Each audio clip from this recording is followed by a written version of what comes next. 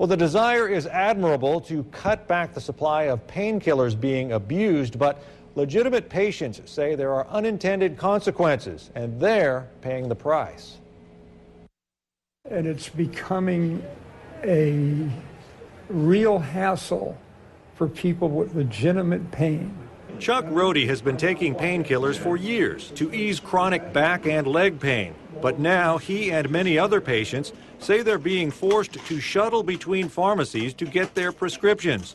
Pharmacist Ron Lim told me in December, under the direction of the Drug Enforcement Administration, drug wholesalers were told to reduce their allotments to pharmacies. So people like Chuck have had to scramble.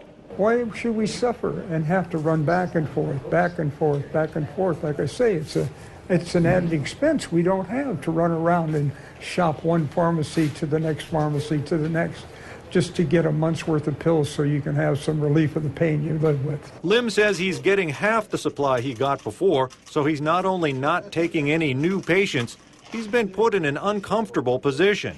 Let's say I've got two people that are really, really legitimate pain patients. Now I have to decide, do you get who deserves it? Or do you split them in half? Or maybe. It just depends. So I'm kind of having to make a judgment call now, and it shouldn't be my call.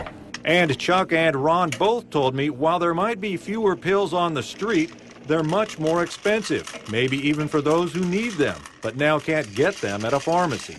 Pills on the street have already tripled since this thing has started.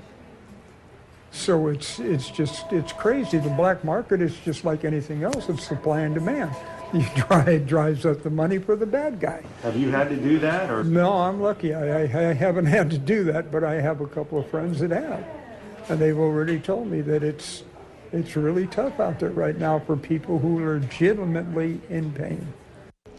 Now we're talking primarily about hydrocodone here. That's with Tylenol. You know them under brand names like Vicodin and Norco. And Lim says it's not just the small independent pharmacies. He says the big chains are affected as well.